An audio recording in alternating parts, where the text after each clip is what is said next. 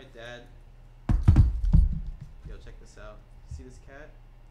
Yo, any of the 70-year-olds in the audience remember Keyboard Cat? What is keyboard? It's a super old YouTube thing. It was like this guy was holding his cat like this, right? And he just make his cat play a piano song. Alright, look at this boy. Look at this dude. I'm allergic to you, by the way, so please leave. Hello, welcome to another stream. We don't know what to call it. We've been calling it the MIQLAT Hangout, but we might change it. We're probably going to change it. Yeah, we'll change it. Having a conversation about changing things is usually an indication that they'll change, from what I understand. Just keep your eye on Maury. Oh, my eyes are always on Maury. But look, you should show people he's like awake. There's a reason he's awake. What an amazing... did you put... Oh, wait, let me post the link. The stream. Really quick. Armin, you degenerate. Well, he wants to be up there at the space heater. I mean, can you blame him? Well, let's just see what they do. I think they usually mesh pretty well. Yeah. Oh, we already have 10 viewers. I didn't even post the link anywhere. Is my mic on? Yeah, both mics are on. They're both flashing. Yours is like on red right now because All right. adjusting it. Okay, they should. They post this somewhere. You know, the viewers are missing the action here with Maury and Armin. Well. So, such as it is. Oh my gosh, I got to change the title of the stream to MIQLAT stream 10 because it still says 9. Okay, I posted the link. Finally caught y'all live. It's not that you finally caught us, it's just that we weren't live for the past 2 weeks. And why was that, Dad? It might have been 3, actually. We were on the East Coast. Yes, we were in. I was gone for 3 weeks. Good grief. So, yeah. I was gone for a while. Yeah, we finished in Pennsylvania with. Is the camera looking at me? I can't tell what I look like. Okay. There we go. No, Dad, more to that right. Yeah. Okay. I mean, they all think you're in front of a real bookshelf. Yeah, I'm sure they do. You can't change that. You can't mess with that. Yeah, we don't want to mess with such high quality special effects here. Yeah, we finished in Pennsylvania for Thanksgiving, so that's where I'm from, and my wife is from, so that's where we were. I'm still adjusting this. I don't know how my volume is, so okay. I think I'll leave it there. All right. Let me just cut the camera so they can see the beauty. At this point, it's like Pug 1 and Pug 2. Again, we have a second Pug. Yeah, but sort of. Yeah, what we've done now is we've put the heater. Oh yeah, we've put the heater, the little space heater. You can just barely see it in the screen on Maury to keep him warm during the live stream. By the way, if you hear the space heater in the mic, please tell us, because I'll gladly adjust things. Well, and Armin likes the space heater. It's normally his. Maury's a thief. So. Okay, just keep an eye on Maury. If he starts shivering, we'll need to put the blanket on him too. But. Hey guys, if General Han Solo is watching, can you take some like high resolution screen caps of Maury's face and green screen them into something? Also, can you please mute the stream on your end, Dad? Because if it goes into the mic twice. Mute the stream. Yeah. How do I do that? Oh my gosh. It wouldn't be a podcast, not podcast. It wouldn't be a live stream without us doing this. Just bam. Oh, okay. There we go. I don't know that I've ever done that before. Maybe that's been a problem. Oh, I've had to remind you now and then. All right. Yeah, 3 weeks. So, man, am I glad to be home. Same. Armin looks like he's clawing Maury's bed, but Maury doesn't seem to mind. So he'll probably help keep Maury warm. See what we should have done. Maury's alert and looking around. It's kind of amazing. It's just the cold that makes I think he likes the. Hold on a second, I gotta adjust this. Hey Armin, don't rub on my mic. You degenerate.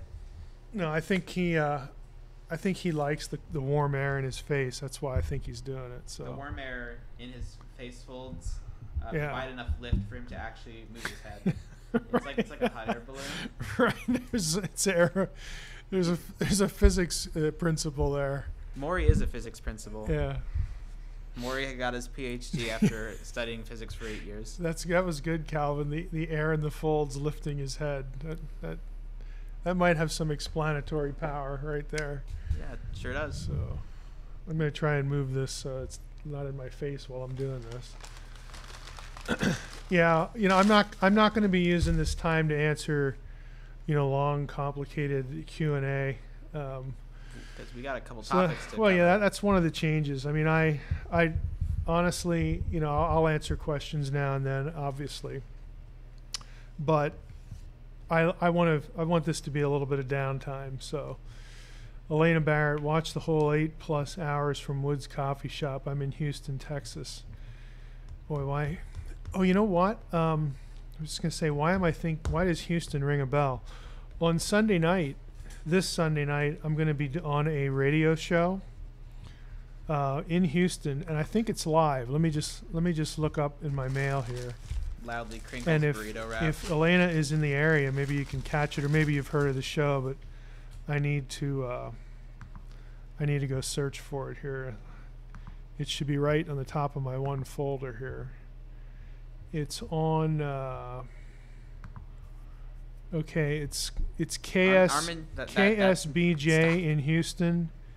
It's the Kim, is it Weir or Wire show? Kim Weir, WIER, Sunday Night Live on 89.3 KSBJ, and also NGEN 91.7 FM. So I'm going to be there from 5 to 6 Pacific, which I think that's Central.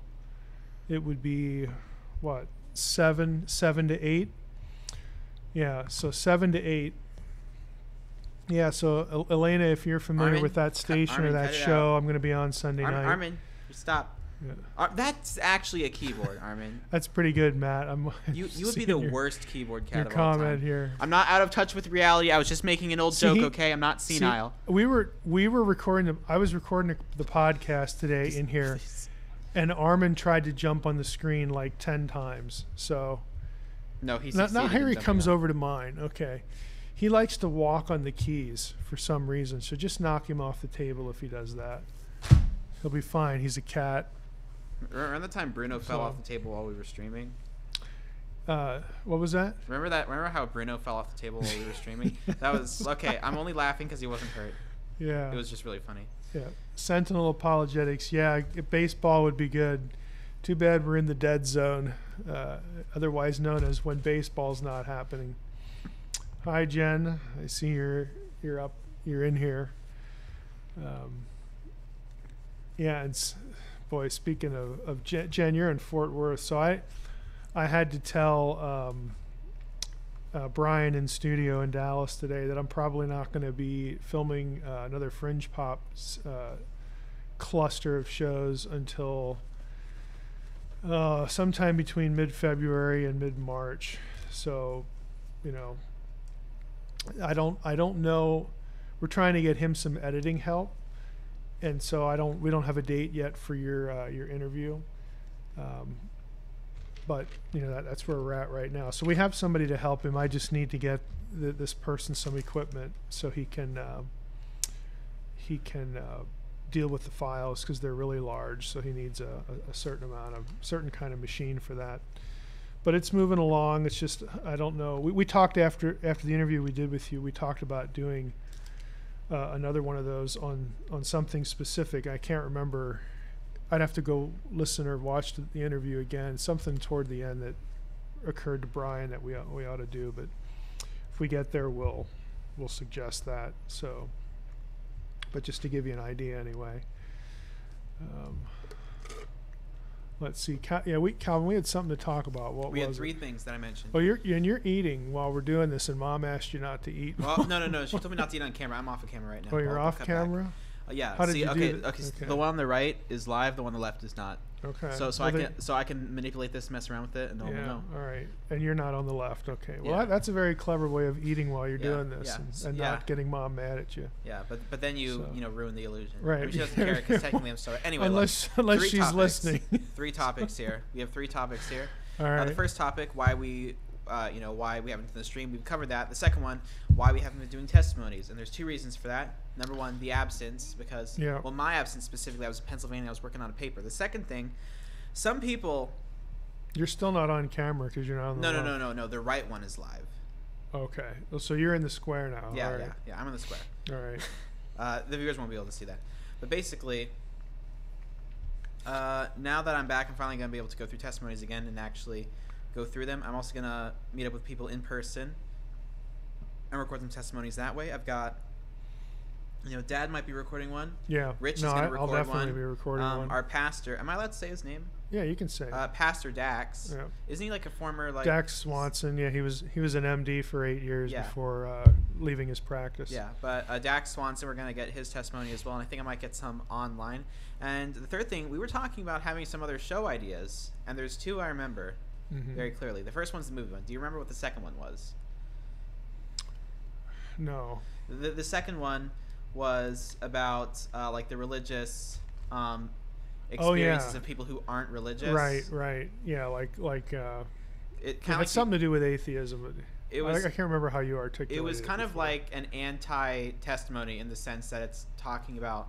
Oh, so you're right. So why people don't come to faith or leave? Yeah. Like what causes that? Right. Because I think that would be an interesting thing to cover, because, you know, for me personally, when I'm when I'm learning, you know, a piano song, I learn more from the things I do wrong than the things I do right. And I feel like that applies to a lot of things. It's a good idea.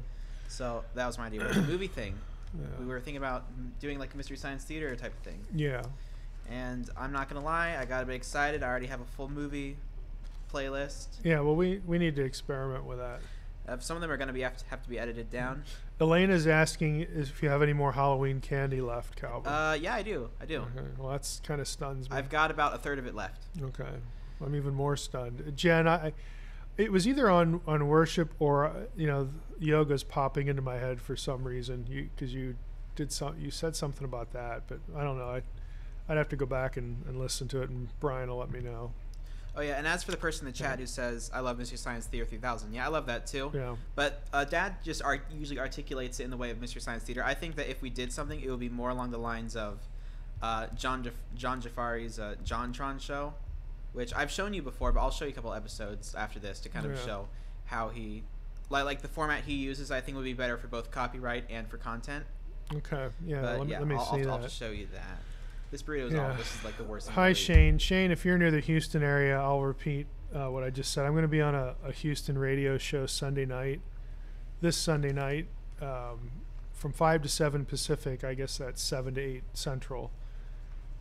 Kim Wire, Sunday Night Live show. So if you know what that is, or if you've heard of it, you know, be advised I'll be on there for an hour. Jamie asked, why do you call the heavenly host divine beings? Because the heavenly host is composed of divine beings.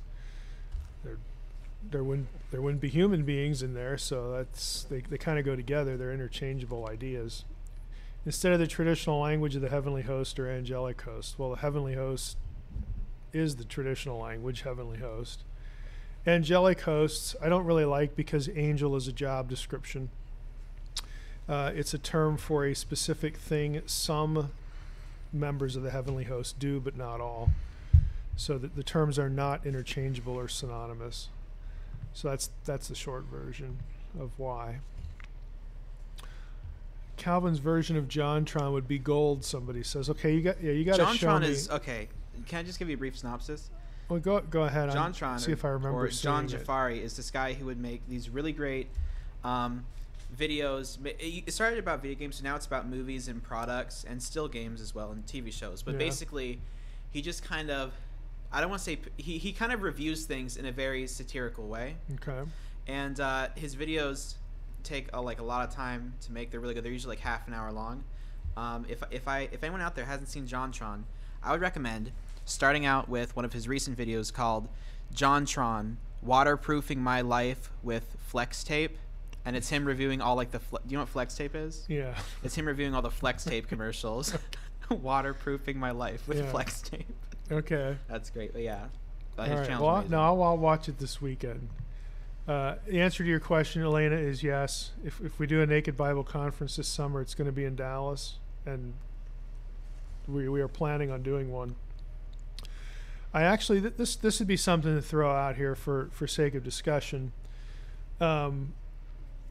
Trey and I and a few other people have talked about what should we do for a theme for a Naked Bible conference, the first official one this summer, and I keep going around and around on the theme of, for hyper-literalism. I want to say literalism kills, but that's a little bit overloaded. But just the harm that hyper-literalism does.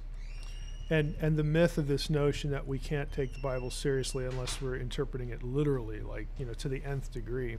So I actually talked to a few professor friends, scholar friends I have while we were gone on the East Coast, and I'm thinking there are going to be 2 or 3 of those that I think would be really good for inviting to that event, especially if it's in Dallas. At least one of them is local. But again, that's kind of what we're angling for. So, I can't really say much more than that because I haven't gone back to those people and given them a specific schedule and whatnot. But Trey's already looked into venues, so we're a little ways into this, and so yeah, I would say I'll be far more surprised if it doesn't happen than if it does. We're planning on it. So. Yeah, well, he likes the warmth, and Armin was in there with him for a while. Oh, wait, what? Yeah. Yeah. Yeah. Look, we're side by side now. Isn't that fancy? Oh yeah, well, keep experimenting. I'm not gonna lie. So, the layout of the stream's screen right now is called a scene. I have 1, 2, 3, 4, 5, 6, 7, 8, 9, 10 different variations that I cut to. Mm-hmm. Nice, that's fun. So anyway, what were we saying? I keep getting surprised that this has a touch screen. You have a touch screen? Yeah, did you know that this laptop has touch screen? Yeah, I did, and this one does too. Believe it or not. Look! I can do crazy touch screen effects. Look at us slowly fading Jen, into existence. Jen, we don't know the specific place. All I know is it's going to be somewhere in the Dallas area. So Trey will land on a place. Yeah, but I think, again, we're angling for this hyper-literalism thing, because I literally went around the conference and got into conversations with people, and I asked them this. I said, okay, fill in the sentence. Interpreting the Bible, hyper-literally harms people because, and then they had to fill in the end of the sentence. And some of them had really thoughtful things to say. So again, that encouraged me to sort of pursue that angle. So that's where we're at right now. Armin, stop, desist immediately. Shane, this is an intervention, Armin. Okay, well, Shane, I'm glad to hear that you had a positive response from the video. It would be interesting, did everybody give you a positive response, or did some people sort of sit there stunned, or what? I'm just interested to see what the spectrum was. Well, aren't you special, Armin? Your fluff is. Yeah, well, here you got to keep after him here. All right, who wants to see a day in the life of me when I'm dealing with Armin? Mm-hmm. Here we go. See me? Yeah, Elena, I would say your friend just needs to read the book. It's not just the Heavenly Host Divine Council topic; it's a whole worldview thing. So. Try to encourage him to read Unseen Realm. No, Jen, I did not. That's pretty good. If that's directed at me, I can't tell right off the top here. How to cite a channeled spirit. Yeah, I know, that's pretty good. How do you footnote a channel? What's the Turabian form for channeled spirit? It's like the same as citing like an interview. Yeah. Except you just make stuff up. Right. You can't even really put a time for the interview because it's like space time, continue. Yeah. Did you know that time, as well as the world, is a cube with 4 corners, a 4-cornered cube? A four-cornered, three-dimensional cube. Right, so where are you getting that? Oh my gosh! Have you never heard of this? No. Okay. No. So there used to be this guy who came up with this theory about. Am I gonna want to just go to bed early? And, no. You know, like but crush called my the soul time again? cube, right? The general idea is really boring, right? But this guy was absolutely nuts. Okay. He believed that like the perfect. Is this thing married in to the world, the Mandela effect No, at no, all? no. Thank you. Okay. The Mandela effect is stupid. But basically, No like this kidding. guy believed that the number 4 was the most important thing ever, right? So he made this theory about how like the whole world and like everything on it is like based around 4. Like, oh, the world has 4 corners. Armin has 4 legs. Yeah. So does Maury. Yeah. Coincidence? I don't think so. Yeah, but he said the world has like a left corner, a right corner, then like an up corner and a down corner, and he was. And here's the thing. This is back in the 90s, right? This was like the first time people, not the first time, but like this is a really great early example of internet trolling, because people would go to his talks and just like clap and get really excited just to kind of make fun of him, I guess. Yeah. Oh my gosh, I'll have to send you a video on that. It's really funny. It's really funny. Yeah. The question about let's see, there was something here. Dig the pug. I had a pug named Bug. Pug named Bug. I wanted to name our pug It's Edgar not a bad Allan name Pug. for a pug, yeah. You know, Edgar Allan Pug. Edgar Allan Pug would have been legendary. Let's see here. Any update on connecting fellow naked listeners? You know, I actually had a conversation with Trey a week ago about that. You know, there's a really great place. Here's been the holdup. Trey is creating a brand new site for the Naked Bible and doing lots of other stuff that connect to that new site. So that's going to be a page, again, all those people who would be point persons for connecting other people. It's all connected to the site, and Trey does not want to launch the site until everything is done. So he says everything's going to be done by the end of the year, so I'm going to take his word for it. You know that. And I will text him after we're done to make sure he knows that we had a conversation about this, because I've been pushing him on it. Okay, Armin, you're not going to walk over the keyboard. You know, Dad, there is a service that many people who follow your streams have already been using to contact each other in a forum type setting. Discord.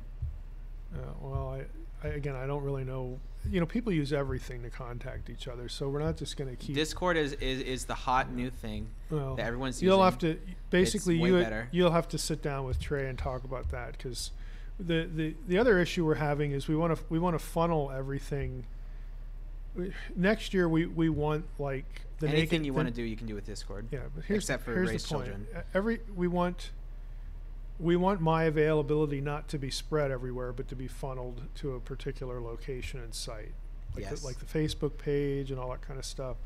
So I can't spout the reasons for doing that for you now. Trey can.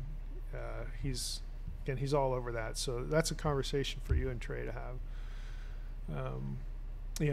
Tell Mike the best place for naked folks is Discord. Yeah, Again, Discord. Okay, Dad. Okay. Look, don't tell me about it, because I'm not going to understand it. Can I briefly you got to tell tell Trey about it. See the screen? Yeah. This is Discord. You've already shown me this. Well, it doesn't it's mean perfect. anything Look, to me. PMs from people.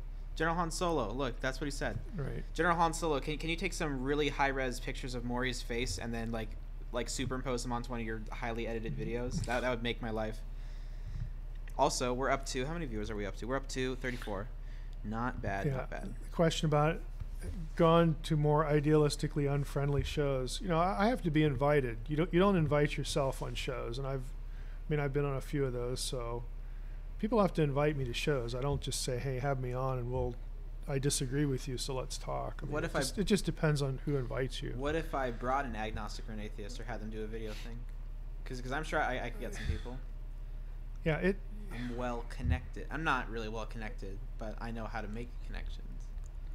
Right. Yeah. I have like 100 things to do, and that's, there are a lot of things that outrank spending my time doing that. But I mean, I look at the internet and things like the podcast and whatever as, okay, that's what I think.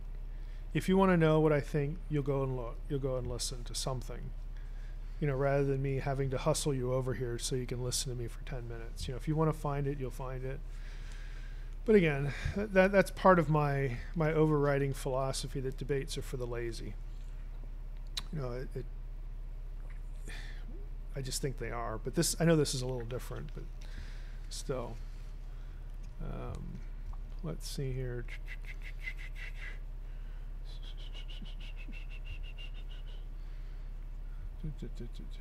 Okay.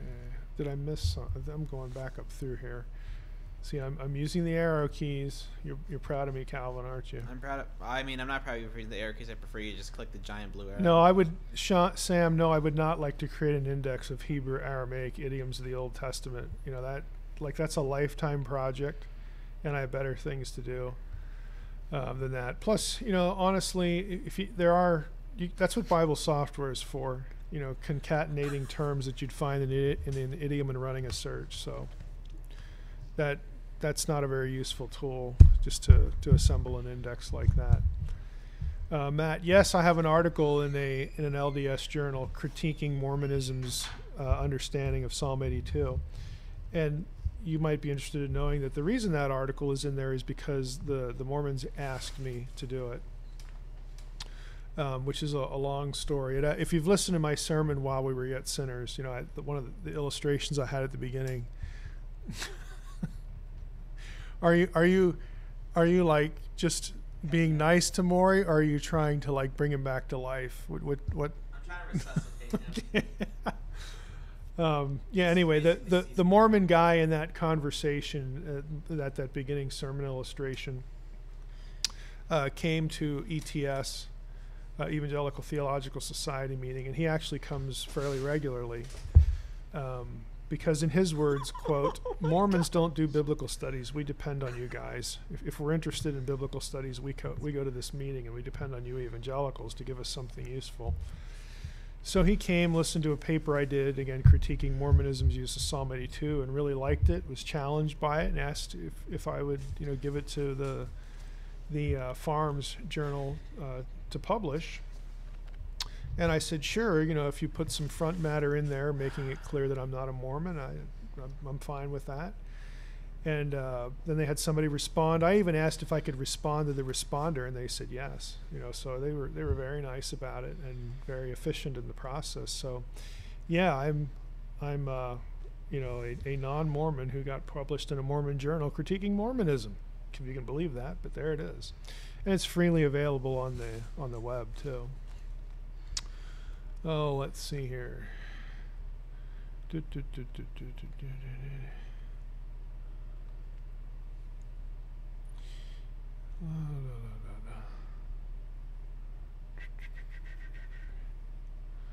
Ben Heiser. There is no Ben Heiser. My son's name is Calvin. But he might mean Ben, like son of, like maybe. Hebrew. Ben Heiser. Your dad is technologically impaired. That is correct. Oh my gosh. That is correct. Dad, I won't break up the stream, but someone just sent me this. I'm better than Maury, It's from, it's Saint, this could be fake. I hope it's real. Okay. It's from St. Lucia News Online. It says, International bored man hacks into giant billboard so he can play RuneScape while stuck in traffic. Look at that. Yeah, that's one of those things that we hope is real. See, gotta love those RuneScape names. That is funny. That's really funny. I want that to be real so much. Yeah. So bad.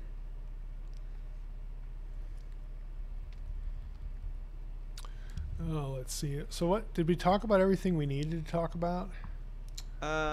We should discuss the movie thing more because I like discussing it. Okay, well, let's before we forget the testimonies thing. We're not getting many testimonies, so we're going to basically. We've probably gotten more since it was the case. Well, have you looked? Or? Not since I got back from Pennsylvania because I was doing the paper. But I'm sure I have at least one. Well, that's accessible. Once Dax does his, we'll have him announce it in church. And we'll get some more. Oh yeah, we could do that. But we're going to be proactive on this. So can we get more? Oh wait, no, I'm not going to say that.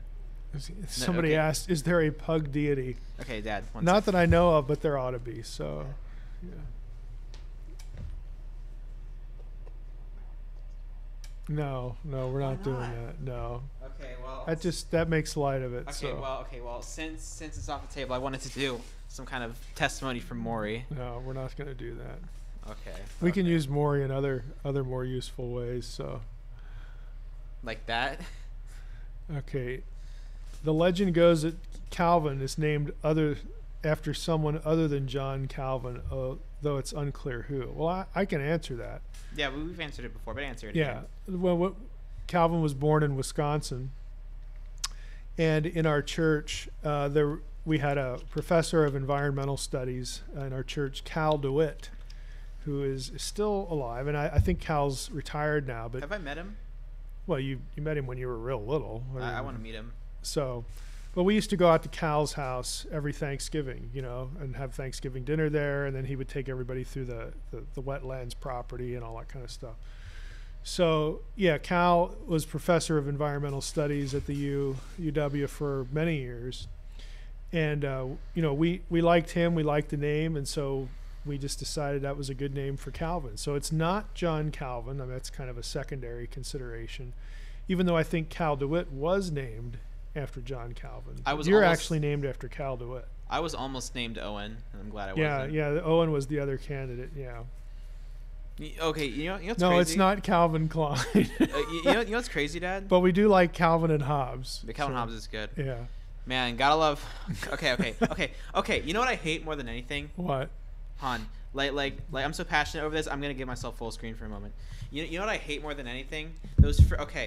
You've seen them. Everyone at home who's in the States and probably in other countries has seen one of these. And every time you've seen it, you've probably been like, So you know those like stickers you put on the back windows of your cars? Yeah. When was the last time? Okay, I see these all the time, but it's these dumb like unofficial merchandise of Calvin and Hobbes, just like the Calvin and Hobbes like peeing onto something. Yeah. And it's like I hate those. So that's unofficial? Yeah. That's not official merch. Well, how do they get permission to do that? They don't. They just did it. They just did it. It's kind of like those bootleg Christian ones I used to get. The really cringy ones. It's like we basically when Calvin was little, we read through all the Calvin and Hobbes books. We also read through probably most of the Dilbert books. Good grief, I'm as white as a ghost. So, yeah. No, Dad, look at all the lighting on me. I'm like pure whiteness. Well, let's probably have to adjust the lighting then. Maybe I'm just paler than you. Well, no, because I'm not. So I'm not sure. And when you tilt your head, there's a lighting issue. Maybe. It's whatever. Anyway, what were we talking about? Calvin and Hobbes? Calvin and Hobbes, yeah. Calvin and Hobbes was great. I really like. Yeah. Looking back on, I think the writing is great for Calvin and Hobbes. Yeah. Go ahead. I think. Honestly, between Calvin and Hobbes, I think Hobbes is probably my favorite of the two. Okay, well, you especially like Stupendous Man. Oh, Stupendous Man's good. Yeah. Do we want to say anything about how you've used Stupendous Man? Yeah, because you made my email. Yeah. Yeah, the words Stupendous Man are in Calvin's email address, so... there's other things in there, but there you go. Stupendous Man is those were my favorites. My favorite was probably Spaceman Spiff. Oh yeah, that's pretty. And I think Spaceman Spiff was more iconic because I'm actually in like a Discord chat with someone, right? Yeah. Let's all make a Discord. I was in a Discord chat, right? Yeah. And just someone without even knowing my name was Calvin just made like all these like Spaceman Spiff references. It was great. Spaceman Spiff is so great. Like my favorite strip. Oh my gosh. Okay, so the thing. And this, I think, is a very big trope in, like, 90s and early 2000s comedy, whether it's in comic strips or animation. But, like, they do the thing where, like, everything's animated normally, and then they cut away, and there's something just drawn, like, super detailed, like a Renaissance painting or something. Yeah. Because that's what Calvin and Hobbes do. Like, the strips of the dinosaurs, they're, like, super detailed. Then it cuts, like, Calvin, like, freaking out in the lunchroom or something. Yeah. Or, like, in SpongeBob, the episode when, like, a moth is trapped in, like, Sandy's dome house. It just shows up a super high res like 4K image of a moth's face. Scarred me for life. I think that's genuinely why I hate bugs. Like that's always scared me. But yeah, I just love it when cartoons do that. Yeah, here's a note. Outside of the comic books, nothing Calvin and Hobbes is official. That's kind of interesting, actually. Yeah, actually, no. There is one thing outside. Somebody Calvin says that he's glad. I don't know if it's a he or she. Glad you didn't name Calvin Dilbert. There was no Dilbert in our church, so we only started reading Calvin and Hobbes and Dilbert when Calvin. You know what Dogbert was originally going to be named? No. Dogbert was originally going to be named Dill Dog, and then because the whole thing started out as a comic Scott Adams made for a contest, right? And then I don't think he won the contest, but someone sent back a letter that says you really should change that dog's name. Right. And I think that person who sent the response letter actually came up with dog. I listened to an interview this week on I was on the Eric Metaxas show, or we recorded.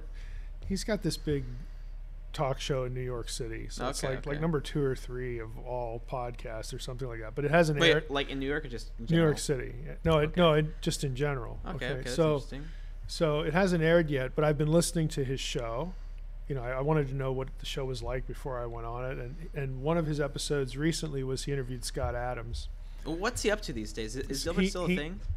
Well, yeah, but Scott Adams is a trained hypnotist, and he was talking about how he used techniques of hypnotism in Dilbert. And then the reason he was on is he has a new book called Win Bigly, because like a fiction book, I assume. No, it's a play on Trump.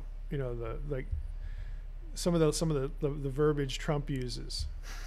Okay. That's funny. But Adams predicted over a year ago that Trump was going to win. And the reason he did was he recognized that Trump was using certain persuasion techniques that because of his training he could pick out, and he thought this guy is really good at using these techniques that are invisible to most everyone else. And so he actually said he's going to win. He's going to pull this off. You watch. And he followed the election through the whole thing. So the book's basically chronicling his chronicling of the whole 2016 election process. So that'll probably sell because Trump's a hot topic right now. Yeah. Well, I remember Bob, at work, my boss. Yeah. He follows Scott Adams' blog, and he was following this discussion of why Trump does and says some of the things he does, and the persuasion techniques behind them. And I actually looked at a few of them, and it was actually really interesting. My favorite thing Trump has ever said or done is, it's a pretty recent thing. I don't want to make this too political, but it's so funny. The tweet was something, I'm just gonna paraphrase. It was something like, "Oh, Kim Jong-un called me stupid, shameful. I would never call him short and fat." He posted that on Twitter. That's like 4th grade level name calling. It's just so funny to me. Yeah, Jen, that's the guy. Metaxas wrote a biography of Bonhoeffer and Luther and somebody else. Squanto, but that's a kid's book. There's something else I'm missing. I kind of like the podcast. I put it in. I subscribe to it now. I had never heard it before a week or so ago when I started listening to it after I got booked, and because it has such a big audience, I wanted to know, well, like what's the attraction here? But I couldn't figure out if he's a Christian and he's pretty politically conservative, how in the world does the show get so big, especially in New York? But I actually like, it's a fun listen, and he interviews a wide range of people about a wide range of topics, so I guess that's why people like it. Oh, let's see here. But yeah, Scott Adams, it was an interesting interview. I think I've listened to 3 or maybe half a dozen Metaxas interviews. So yeah. Yeah, are we going to do anything on the Christmas pagan thing? That's actually gotten a little more attention. That thing I posted on the blog, I don't know, last week, a few days ago. What day is this? This is Friday, so maybe it was early this week. I'll know that this weekend. I've been talking to someone else that we may bring on with me to do that episode because he has kind of an interest in the topic. But I need to look at some things this weekend to see if we really have an episode's worth of stuff there about the Christmas thing. I tend to not have a very high view of these sorts of things because you could call it Snuffleupagus Day, okay? And if we're thinking that we're worshiping the risen Jesus, instead of Easter, if you call it Snuffleupagus Day, doesn't mean you're worshiping Snuffleupagus, okay? It matters what you have in your mind and your heart. The same thing with Christmas. So I think we tend to substitute the trappings that a culture or earlier cultures or our culture throws on a particular day to either adulterate or change the meaning of it. But the issue is really what's going on inside of your head and your heart. So I don't care really what the day is or what it's called. It matters what I'm thinking, okay, what I'm believing and what I'm thinking. So I don't get too excited about these sorts of things, but they generate a lot of talk and a lot of heat on the internet. So we may do that. I just have to, like I said, I'll know this week. We still need to go back to the movie thing.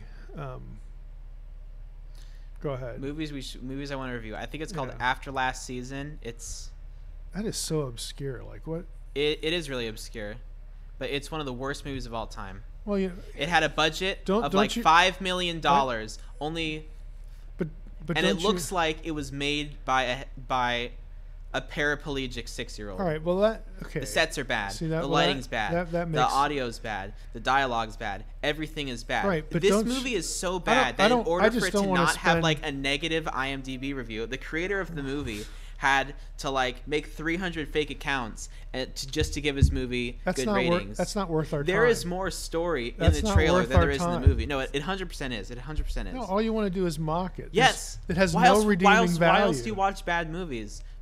Like some bad movies are legitimately enjoyable. Like that's The Room a mystery science theater kind of or thing. God's Not Dead. All right, well, that's a mystery science theater kind of thing. I'm saying that we can still poke fun of movies. Yeah, but what would you rather do? Poke fun at a movie or watch something that there's actually something thoughtful going on? Are we going to review movies that we like or movies that are hilariously bad or both? Well, those aren't the two choices to me. There's hilariously bad, and then there's just interesting. You don't necessarily have to like it. Yeah. Like it's doing something interesting. Well, what kind of movies do you wanna look at? Well, those, like I said, those are the two things to me. Like one time we could do just a horrendously bad one, but that gets boring after a while because it's like it's bad. Well, then we can alternate. But here's the thing: we can't really imagine how it could be worse. I mean, do you just say oh, it's just good when you see a good movie? No, like there's gray area there. It's not just bad and good. But if it's like Santa Claus and the Martians, okay. Santa Claus and the Martians, I feel, okay. How is Santa Claus and the Martians, like just the name alone? How does that not interest you? Like you hear a name like Santa Claus and the Martians. But it's like, okay, you can point out all the dumb things they do. Yeah. But then, like, how do you follow that? In other words, if the movies are bad, they're going to lend themselves to the same kinds of badness. Whereas the reverse isn't necessarily true. Well, movies can be interesting for different reasons. Yeah, movies can be interesting for different reasons, but not to say that just a bad movie can't be interesting. Like, and there's different types of bad, and there could be not infinite, but there could be a large amount of reasons why you can consider a bad movie still interesting and worth covering. Like a movie could be bad because it was just poorly made, like After Last Season.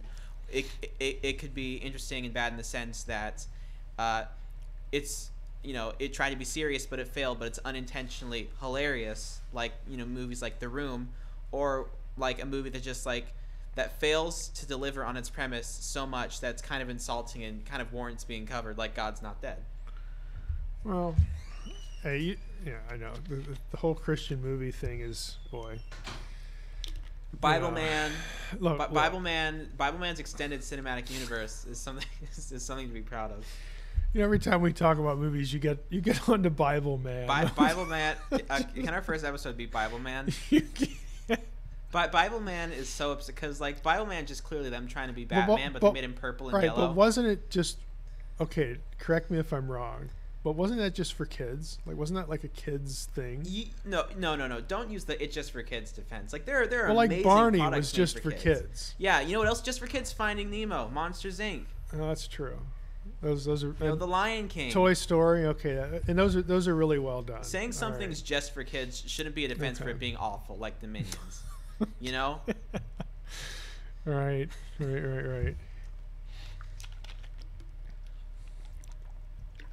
Oh, speaking of kids entertainment, there is a legitimately very strange thing going on with YouTube.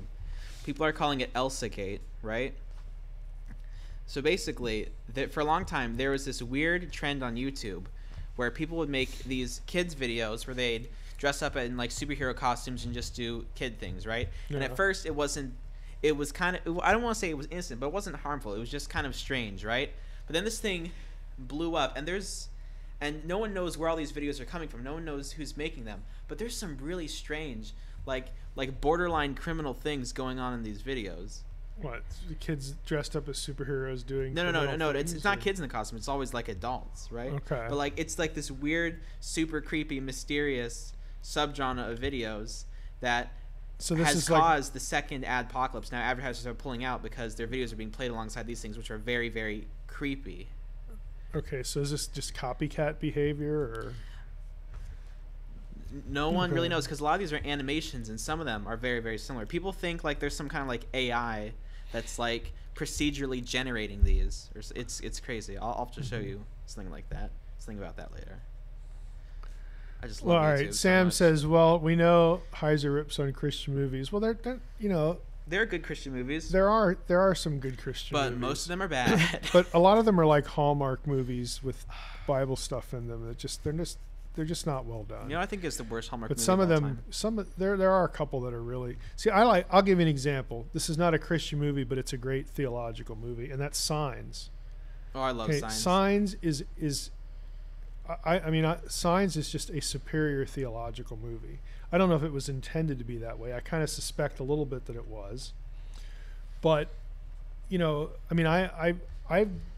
I showed parts of that like in a theology class, on occasion, just because of the way it does certain things and some of the conversations the characters have. But that's not a Christian movie, but it's really got a lot of thoughtful content in it. So Okay, but like usually overtly Christian movies don't actually have quality. Right, those kinds of scenes, the scenes that I'm thinking of, that are really, it really would be good to stimulate theological discussion. A lot of the Christian movies just don't have that. A lot of the Christian movies are literally made to do one thing only, okay? The one thing the most Christian movies are meant to do is just to be purchased by moms to show their kids because their moms don't even trust them watching like SpongeBob. Like that's like the main demographic for Christian movies, I feel. And I want Christian movies to be better because I want them to be enjoyable, but the vast majority of the ones that I've seen are just horrendous. Bible Man, worst offender. Okay. All right, we're not going to go back to Bible Man. Okay, not Bible Man, but there's a different one. It was about this like group of like 9 or 10 kids who would all like go on adventures at like a creek, right? And like every single episode the cast changed, like the actors were changed. Like there was some character whose literal name is Short Long, and they say, why is his name Short Long? He's like, oh, and that's the explanation. like this show is one of the worst things I've ever seen. Sam says something. He says something about The Exorcist, and then Sam Lamb. Yeah, I think Sam would like that. I have never seen The Exorcist. I've seen parts of The Exorcist so many times, and probably so many parts that I feel like I don't even need to see it now. 13th Floor. That I'm not familiar with that one either. I think 13th. I've heard of it, but I don't really know what it is. Yeah. I've never read The Shack or seen. Is it a movie? The Shack. Yeah. Or is it going to be a movie? Or yeah, I don't really. I've never seen it or read it. So Malachi Martin. Martin was a good Semitic scholar. If any of you ever find Martin's 2-volume study on scribal habits in the Dead Sea Scrolls sitting at a bookstore somewhere, and it's like less than $100, buy it and I'll pay you for it. It's just extremely hard to find. I've only even seen it once at the UW, but I'd love to have a copy of that. I quickly wait. So I mean, Martin's your typical Catholic exorcist. I'm sort of ambivalent about that kind of thing. I do think I tend to believe him when he talks about a lot of evil within the upper echelon of the Catholic Church, but I haven't read a lot of his specific exposés to know what he's casting as nonfiction as opposed to sort of recreation. But I don't have any doubt that there's some of that going on, and frankly, there's some of that going on just about everywhere. If you listen to Fern and Audrey real carefully, for instance, there's a lot of Luciferian stuff going on in ostensibly evangelical churches too. So what's good for the goose is good for the gander. So I don't have any difficulty believing that across the board. Gattaca. Hey, Gattaca's I interesting. actually think I quickly want to address. Go ahead. James Fox says, would it not rock to do a sci-fi like the Bible in all of its amazing glory. I assume he means like a sci-fi rendition of the Bible. Someone, okay, I'm not gonna say his name. Yeah, go ahead. And it's not because I don't think I'm allowed to. It's because I genuinely don't want to like put him on the spotlight. But there actually is someone on our church who, I don't know if he's still doing it, but he was doing. He was writing some kind of like sci-fi retelling of the Bible. I know who you mean. And he read some of it for, you know who I mean? I know who you mean. Yeah. Is he still working on it? Do you think? As far as I know, he is. Okay. Well, someone already is doing that, and if it's good and if it gets published, I'll talk about it here. Yeah.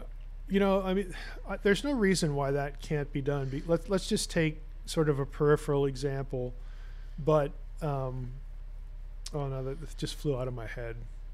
Battlestar Galactica is essentially like a sci-fi adaptation of a lot of like Mormon theory on ancient American history, or you know, the whole Mormon sort of backdrop story.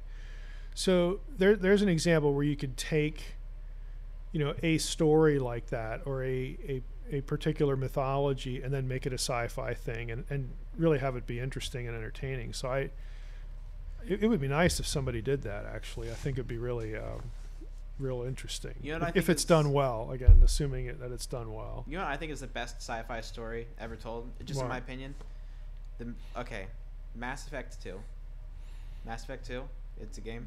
Yeah. Really, really great. Very cinematic. A lot like, I don't want to spoil it, but I want to play it through with you at some point. But Mass Effect 2, and the first, and kind of the third, but just the second one mainly, is one of my favorite sci-fi stories ever told. It's really, really good. Oh, okay. And I think you should experience it. You should play through it with me sometime. The new one, Andromeda, is really bad. It's so bad. But the second one is really good. Just some legendary stuff. Bada D says, at this point, I'd settle for a good movie on the Bible. We should make a good I hear you. movie. I hear you. Yeah. Hey, how about this, Dad? Yeah. If me and a bunch of people wrote and created a Christian movie, let's not sell it, but let's promote it somewhere. Oh, if somebody made one, yeah. Because I know some people who would be up to do that. Good old theater kids, you know. It's really funny. Yeah, I would agree with. Well, Enoch would make a good movie. So yeah, when Aronofsky's Noah. Wait, Enoch the person or Enoch the book of the Bible? The story, the book of Enoch. We're talking about Enoch because he was the guy I was thinking of doing it with. No. Like, I actually know a guy named Enoch. But yeah, when Aronofsky's Noah, you know, the thing with Russell Crowe was, you know, when the PR for that started, it mentioned they were going to do Enoch stuff in there. I thought, man, this is going to be great. You know, finally somebody does that, and he turns the watchers into rock people. I mean, it was so ridiculous. So. Yeah, wouldn't it be nice if somebody actually did something with Enoch and didn't just mess it up? Yeah. Yeah. Is there any biblical evidence for some of the laws in the Old Testament not being God-given? Well, I have to be honest with you and say I don't really know how to answer that, because I don't know what you mean by God-given. Does God have to dictate the laws? God doesn't have to dictate the laws. God can still, you know, have the Israelites follow a particular idea and sanctify it and make it binding and useful in an Israelite covenant context, and it's legitimate. Doesn't matter if it shows up somewhere else. So I'm not quite sure what the angle there is, but I certainly would say we don't have or need, you know, laws dictated. Even the Ten Commandments, if you actually look at the commandments between Exodus and Deuteronomy, the texts there are not identical. Dad. They're close to identical, but they're not identical. So, you know, what does it mean for a law to be God-given is the question I need to be able to really answer that question better. Go ahead. So Sentinel Apologetics, who I think is General Han Solo, but I could be confused, says, Mike, wouldn't the latest Thor movies be inherently Enoch-style lore? Well, Ragnarok, you know, is certainly it's the same genre, apocalyptic. So yeah, there's going to be overlap there. Yeah. I had just gotten done reading or actually listening to Neil Gaiman's book on Norse mythology. a couple months prior to Ragnarok coming out. So it, you know, it was actually it was interesting the way that the Thor movie adapted some of that. Obviously they had to kind of cram stuff together for that, but like the wolf, it would have been nice if they would have included some more backstory about the wolf. What is the wolf's backstory? Well, I'm not going to get into that here, but okay, honestly, but it was nice that he was included, but they could have done more with that. Ragnarok was a good movie, I think.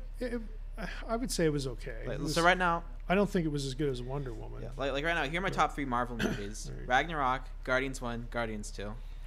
To me, there's nothing that can be Guardians 2 now. Yeah, I don't think it was better than either of the Guardians either. But okay, what do you like more, Guardians 1 or 2? Boy, Guardians 2 is funnier. Yeah, I think overall Guardians 1 is probably better. Okay. You know why I like Guardians 2 more? Why? And it's the same reason I like season 2 of Stranger Things more than season 1, because they develop more of the side characters in a more meaningful way. Like Nebula, the blue lady, is my favorite character in any of the Marvel movies. Yeah. Because of like the stuff that you learn about her. Yeah, but the origin stories tend to be better across the board than, you know, like the Thor origin story, the Iron Man, or, you know, just the origin stories to me are more interesting, which is why I think I like the Wonder Woman a lot more than some of the other recent ones. I've always been a much bigger fan of like the slice of life style superhero movies where like it's just them fighting, you know, some evil. But I hate the ones that are on a super large scale. And I know that both the Guardians ones and the Thor one was on a super large scale, but you know what I really liked about the Spider-Man one? It wasn't on like a this is the end of the world. You're scale. talking about the most recent one. Yeah, the most recent Spider-Man. Not the Andrew Garfield ones I didn't like. I mean, I liked them at the time, but when I look back at them, they were pretty awful. But anyway, the new one, the new Spider-Man one, was on a much smaller scale, and I liked that a lot more because I just hate how a lot of superhero movies think that everything that happens has to be like end of the world. The stakes are as high as they could conceivably get. There's nothing wrong with adventures without that high of stakes. Yeah. You know? Yeah. Question about the Code of Hammurabi. There are lots of different but there are lots of different related parallel texts to Old Testament law, other than the Code of Hammurabi, that have some attachment to Torah legislation. But Hammurabi's kind of the most familiar example. Yeah. Superman is certainly a messianic figure. Again, that's the kind of thing that it would be nice to talk about here. They straight up changed the Wonder Woman origin story for the movie, though. Yeah, okay, that's legit. I'll tell you what, another one that's really interesting is like Winter Soldier, the whole MK Ultra mind control, you know, kind of thing. That's just an interesting arc within that. And again, the Stranger Things stuff is interesting for not only for that reason. Stranger Things is, you know, I really enjoy for a lot of reasons, but there's that in there too. You know, it's just I just gravitate toward, you know, the origin stories and then certain threads, you know, within the stories I find really interesting. Yeah. You know, movie I saw that I really liked, Dad? What? I watched part of that and it was just frankly disgusting. So I think it was a pretty good spy movie. Well, yeah, there's an example of there being some really neat stuff in there that just, in my view, just gets marred because of the. What do you think was the problem? The senseless violence of it. You know, I don't think it was very senseless. I would argue in favor of Secret Service. But I think it was overdone. That's the point. I mean, over the top, maybe. Yeah, that's what I mean. Over the top. So. But I think that it has some of the best action scenes I've seen. It does, and it had some real clever stuff in it too. Yeah. I really like the character of Eggsy. Okay. I really liked his little pug. Yeah. Because he picked the pug because he thought it was a bulldog. Oh my gosh! Like the shot of him like running like with the rifle and like the little pug in his jacket bouncing. I love that. I love that shot. But I think it's a legitimately good movie. I've heard the second one wasn't as good. I've heard it was like too silly. I don't know. I guess. Yeah. So. Yeah. I think I've seen the whole movie twice. Jen says, I like how they brought up more of the H.P. Lovecraft Elder Gods and Stranger Things too. Yeah, it'll be interesting to see what they do. I mean, they're signed on for a third season.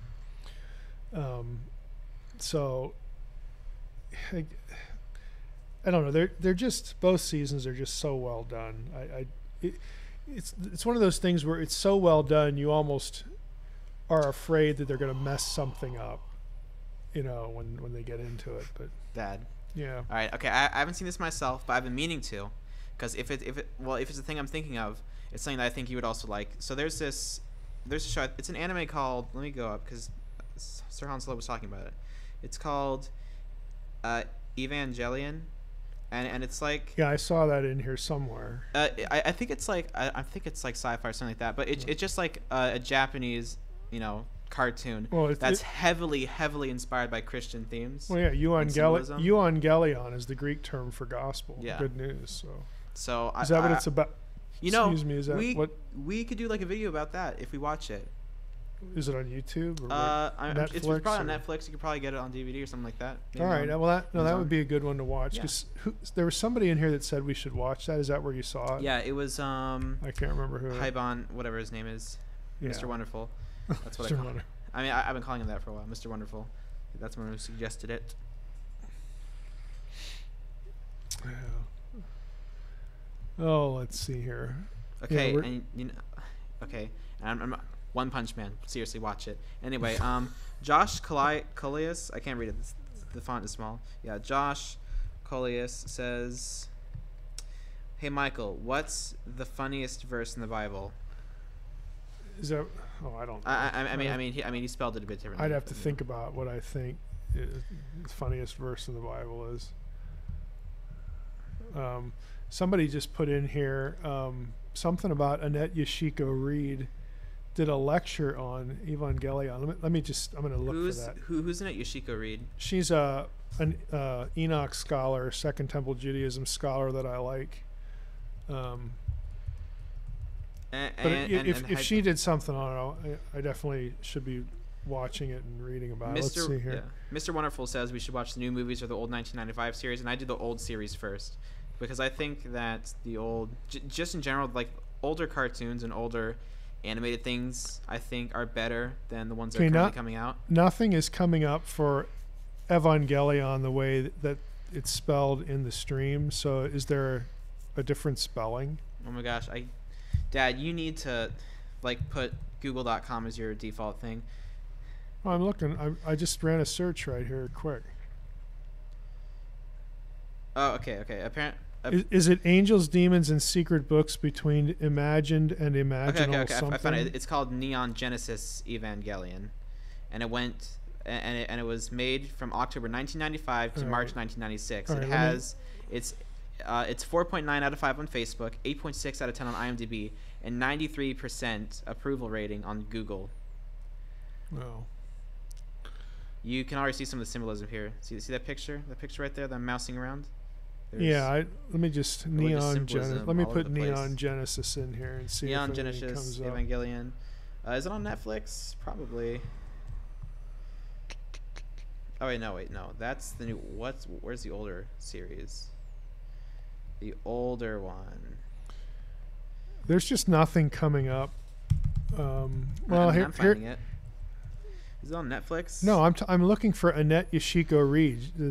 Somebody in the live stream said she did a lecture on it, and I'm not finding anything on a Google search here. Was it on YouTube or? I could search for YouTube, but I'll try to remember to do that. But whoever posted that, is it on YouTube or whatever? Let me know. You know what I find interesting about anime? I don't watch it that much, but it seems like the vast majority of animated shows, I don't mean 3D animation, I mean drawing and stuff like that. Yeah. The vast majority of the drawn shows I hear that have very, very good ratings in terms of story is specifically stuff from the overseas. Like, Evangelion, One Punch Man, others I can't remember the names of.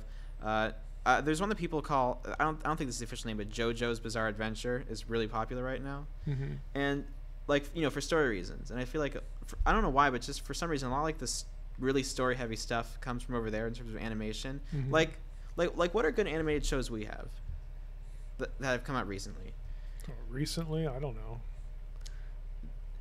I mean, Well, okay, well, we do have BoJack Horseman. I don't sit there and go through YouTube, so it would have to be a major like motion picture release for me to even hear about it. I know that this one is getting really, really big. I think it's the only Netflix. I think it's like the second most successful Netflix show, right below Stranger Things. It's called BoJack Horseman, and that's animated. The only thing I know about it is that it's about this guy who is a. Okay, so it takes place in a world where like there's like people and animals, and they're all kind of human-like, right?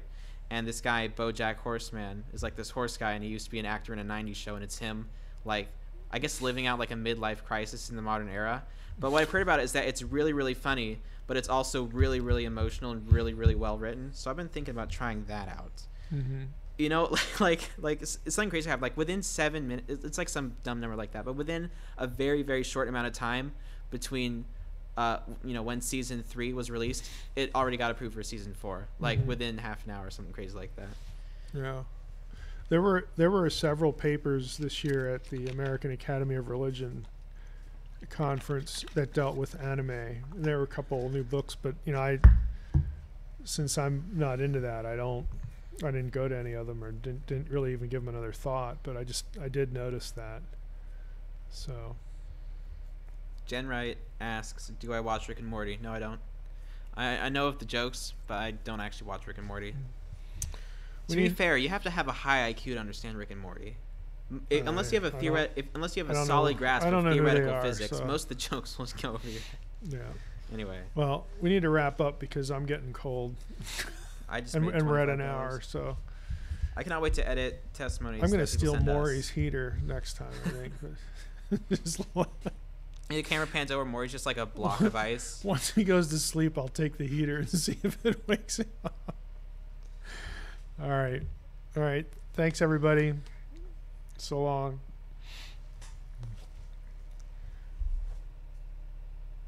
Are we done? Or I just wanted to end on uncomfortable silence. Yeah, there you go. So it did. Yeah.